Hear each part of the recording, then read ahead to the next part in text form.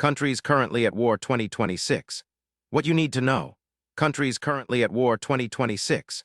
With 40 nations embroiled in conflict and missile strikes escalating in the Middle East, this could affect global stability more than you realize right now. As of 2026, a staggering 40 countries are involved in armed conflicts. These range from civil wars to interstate battles. Casualty estimates by ACLED suggest tens of thousands have been affected over the past year, highlighting a global security crisis that demands attention.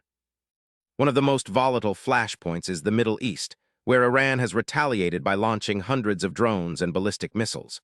Targets include Israel, U.S. military bases, and neighboring Arab countries such as Bahrain, Jordan, Kuwait, Oman, Qatar, and Saudi Arabia. This escalation risks drawing multiple nations deeper into conflict. Iran has made it clear that any ceasefire agreement with the United States and Israel must include Lebanon. This condition complicates peace efforts, as it ties the cessation of hostilities in Iran's war to a broader regional ceasefire, potentially prolonging conflict across multiple fronts. Meanwhile, political shifts continue despite ongoing conflicts. North Korea reaffirmed Kim Jong Un as the General Secretary of its Workers' Party, ensuring tight control amid regional tensions. Laos conducted its parliamentary elections, showing that governance processes persist even in turbulent times. War and political instability have ripple effects on the global economy.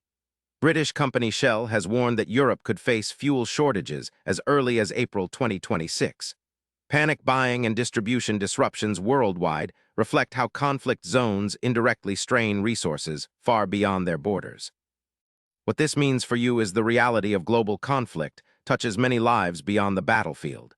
Fuel prices, security concerns, and geopolitical risks could affect your daily life and economy. Stay informed and subscribe to Daily Q&A for the latest updates on conflicts shaping our world in 2026.